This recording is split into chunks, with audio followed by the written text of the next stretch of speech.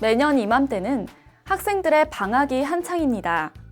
추운 겨울방학을 보내야 하는 학생들은 방학 동안 마냥 놀기만 해도 불안하고 그렇다고 긴 방학 동안 공부에만 전념하자니 아쉽기 마련인데요. 특히 올해는 코로나19로 인해 방학이 마냥 자유롭지만은 않은 상황입니다. 추억 속 겨울방학 풍경은 어땠을까요? 교육법에 따르면 방학은 학생들의 건전한 발달을 위해 심신의 피로를 덜어주기 위한 장기간의 휴가라고 알려졌습니다. 무더운 여름이나 추운 겨울에 잠시 학업을 멈추고 재충전의 시간을 갖기 위해 생겨난 겁니다. 그런데 요즘 학생들에게는 휴식이 아닌 경우가 더 많은데요. 그렇다면 지금부터 방학의 모습은 어떻게 변화했는지 살펴볼까요? 방학의 모습은 1950년대까지 거슬러 올라갑니다.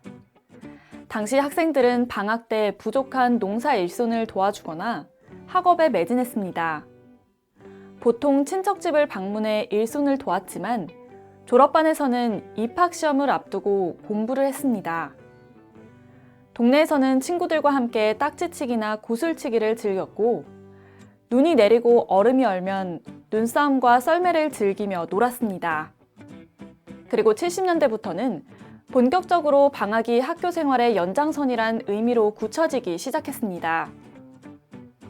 중고등학교에서는 방학 기간을 보충학습을 하는 시간으로 활용했고 1971년에는 방학을 맞아 방학생활이라는 프로그램이 나오기도 했습니다. 그리고 1979년에는 교육부에서 탐구생활이란 교재가 제작되면서 방학 기간에 학생들이 자연을 접하고 각종 동식물을 탐구하도록 했습니다. 이렇게 오래전 방학 때는 보통 학생들이 집안의 일손을 도왔지만 점차 보충학습을 하고 부족한 공부에 매진하는 모습으로 변화했습니다. 특히 방학은 공부가 뒤처진 아이들에게는 실력을 향상시키기 위한 좋은 기회가 되기도 했는데요. 자, 그럼 80년대부터 방학의 모습은 어땠는지 살펴볼까요? 공부에 대한 열의가 너무 과해진 탓일까요? 학생들 사이에서는 과외가 성행하면서 1980년 7월에는 과외 수업이 법적으로 금지되기도 했습니다. 대학생들 사이에서는 그간 학비 벌이 수단이었던 과외가 전면 금지되면서 새로운 학비 조달 방법을 모색하게 됐습니다. 이때부터 청년들 사이에서는 아르바이트라는 개념이 자리 잡았는데 음식점이나 세차장, 주유소 등에서 시간제 근무를 하는 학생들이 많아졌습니다. 그리고 90년대부터는 전인교육의 중요성이 더욱 높아지면서 방학 중에 창의적으로 자기 개발에 힘쓰는 것이 강조됐습니다. 당시 제주 지역에는 특이한 테마를 가진 이색 방학들이 많았는데 여름에는 벌초 방학, 겨울에는 감귤 방학이 시작됐습니다.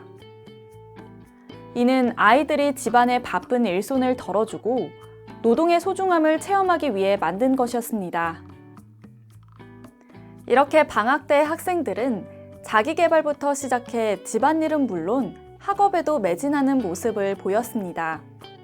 예나 지금이나 변함이 없는 건 추위도 잊고 몸과 마음을 단련하며 즐거운 시간을 보내는 모습이 아닐까 싶습니다.